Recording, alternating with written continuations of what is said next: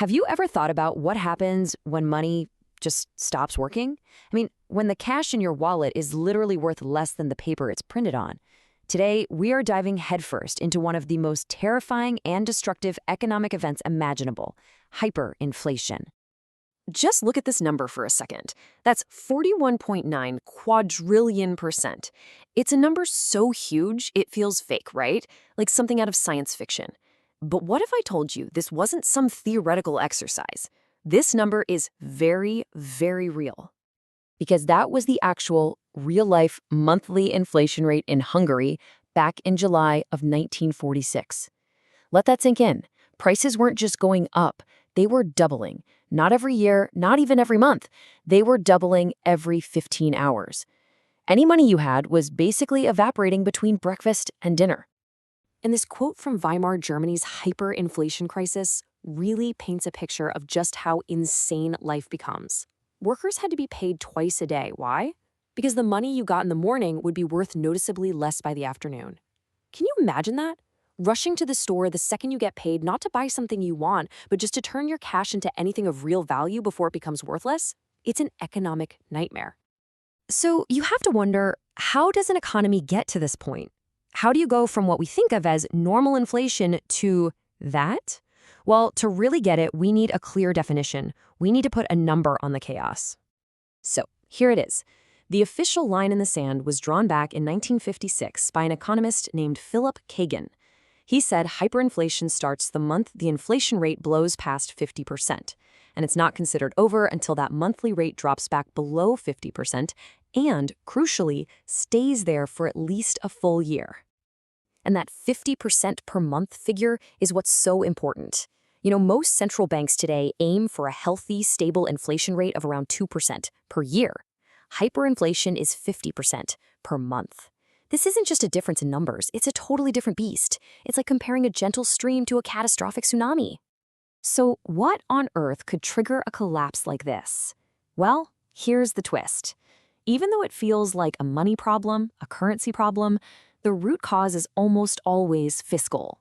It's a crisis that starts with the government's own finances. And the key concept to understand here is something called fiscal dominance. This is what happens when a government is spending way more money than it's bringing in through taxes. We're talking massive deficits. It gets so bad that it basically forces its own central bank to just start printing money to pay the bills.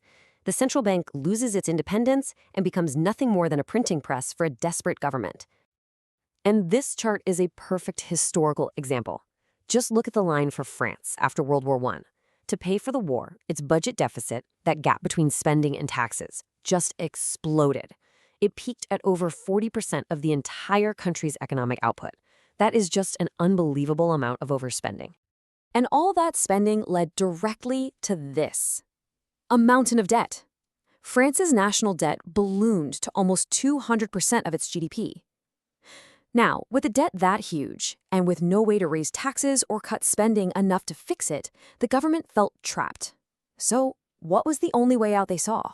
Fire up the printing presses, devalue the currency, and, they hoped, devalue the debt right along with it.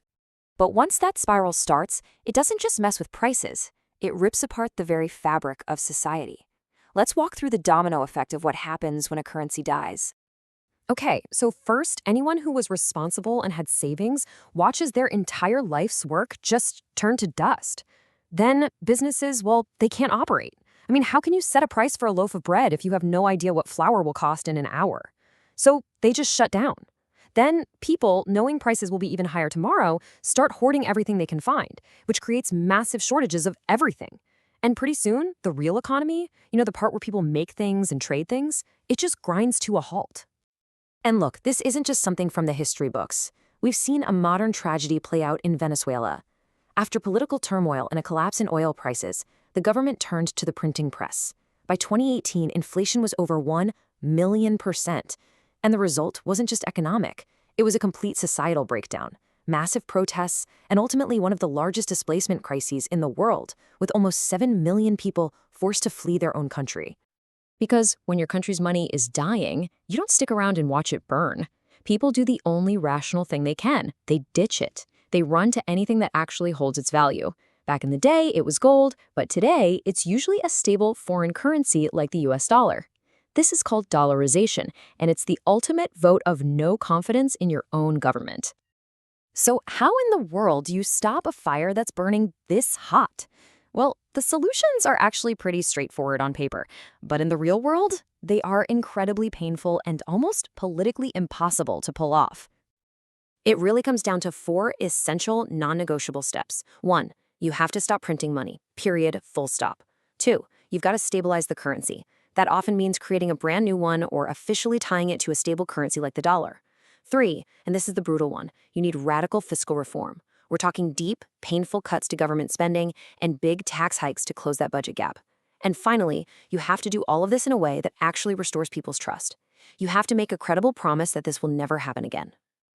Now, here's where things get really interesting, kind of counterintuitive. After a country successfully stops hyperinflation, something weird happens. It's called the Sargent paradox. The amount of money in the economy actually starts to grow really fast again, but prices stay stable. How is that possible? Well, it's not because the government is printing again. It's because the public, the people, finally trust the currency again. They're willing to hold cash and put money in banks instead of spending it the second they get it. The demand for money finally comes roaring back. Which brings us to our final big picture question. If hyperinflation is almost always born from a government that can't control its own spending, what is it that truly protects the value of our money? It's not just the promise of a central bank. Ultimately, it's the trust we have in the fiscal discipline of the government itself. It's the belief that the state is and will remain solvent. That's the real bedrock.